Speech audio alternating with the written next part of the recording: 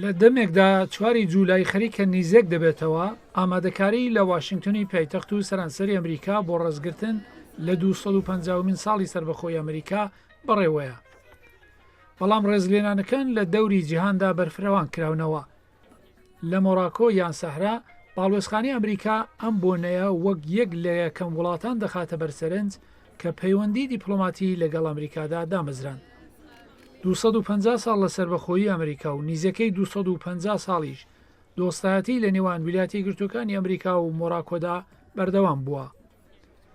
لەم قەڵایەی سەدەکانی نێوەڕاست لە ڕەبەت باڵوێزخانەی ئەمریکا بۆ مۆراکۆ وەک ڕاستێک ئاماژەی بە لەدایکبوونی مێژووی ئەمریکا و پەیوەندی ئەو وڵاتە دەگەڵ یەکێک لە هاوپەیمانە هەرە لە مێژینەکانی کرد.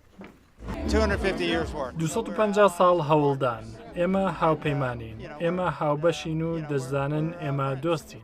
بۆنەکە بە ئامادەبوونی لالا زێنەبی شاژن و ئەندامانی حکوومەتی مۆراکۆش بەڕێوە چوو. لە جیهانێکی پڕ لە گۆڕاندا پاشایەتی مەغریب وەکو کۆڵەکەیەکی سەقامگیر دەمینێتەوە کە بەڕێبەرایەتی دووربینی شا مەحەممەدی شەشەمەوە ڕێنمایی دەکرێت. باڵوێزی ئەمریکا جەختی کردەوە کە گەلێک لە خەڵکی مۆراکۆ ئەم حوتووە چاویان لەسەر ویلایەتە یەکگرتووەکانی ئەمریکایە. لەبەر ئەوەی کە وەکو دۆست کۆبووینەتەوە ناتوانم بۆنەی هەرە گرنگی حوتوو لە بەرچاو نەگرم. ئەم بۆنەیە نییە، بەڵکو مۆراکۆ لە جامی جیهانیدا لە بەرامبەری بەرازیل یاری کرد. باڵوێز وەک دۆستی هەرە لە مێژینەیە ئاماژەی بە مۆراکۆ کرد و لەسەر پشتیوانی ئەمریکا بۆ پێشنیازەکانی گەشە پێدان لە هەرێمی جێگەی دەمەتەقەی ڕۆژاوایی بیابانی ئافریقا جەختی کرد.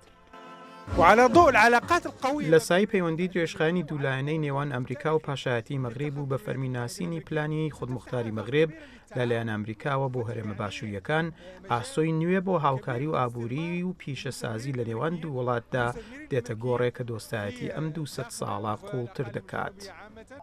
دکتۆر لێلا بێناڵی وەزیری گواستنەوەی وزە و گەشە پێدانی سەقامگیر جەختی لەسەر توانایی بۆ هاوکاری ئابووری ئەمریکا و مۆراکۆ کرد لە دەمێکدا ڕێز لە بۆنەی 250 ساڵ پەیوەندەکانیان دەگرن.